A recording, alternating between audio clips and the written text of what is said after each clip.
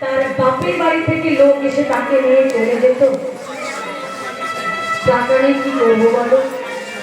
তোমরা এই জগন্নাথের মন্দিরে বসে আছো, তার ভক্ত তোমরা, দাও না তো আমাকে একটা মালা, আমি জগন্নাথকে পড়াবো। ও টাকা নেই, মালা নিবি? বেশ ঘুমাচ্ছিলাম, এসে আমার ঘুমটাকে ভাঙিয়ে দিবি। এখন বলছিস মালা নেবো কিন্তু টাকা নেই। এই আমি বিনা পয়সায় মালা দেবো বলে এই দোকানটি খুলে বসে আছি। এই তুই মালা নিবি? দাঁড়া, তোকে মালা আমি দিচ্ছি।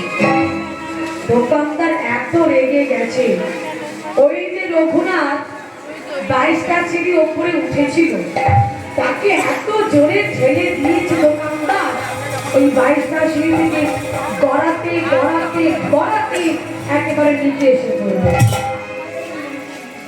যখন সে নিচে এসে পড়লো, তার কপাল ফেটে ঝড় ঝড় করে রক্ত ঝরে দোকানদার, আমি তোমায় শুধু একটা মালা চাইলাম বলে তুমি আমার কপালে পাঠিয়ে দিলে। একটা মালা চাইলাম বলে তুমি আমার কপালটা পাঠিয়ে দিলে দোকানদার। ওগো জগন্নাথ, ভেবেছিলাম একটা মালা নিয়ে তোমার মন্দিরে যাবো, তোমাকে দর্শন করবো, কিন্তু ওই দোকানদার মালা আমাকে দিল না, আমার কপালটাকে ফাটিয়ে দিল।